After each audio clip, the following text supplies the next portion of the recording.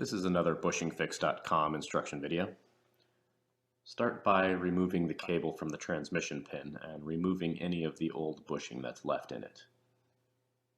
Once it's clean, you'll take the bushing and set it into place and set the installation driver on top of it, and you should be able to squeeze it in by hand.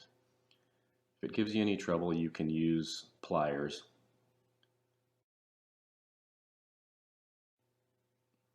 After that, use the included pack of silicone lubricant and apply it to the transmission pin.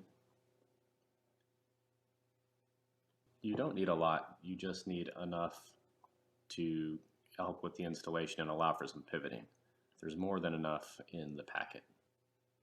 Then install the transmission cable onto the transmission pin and push it on with your thumb over the bushing.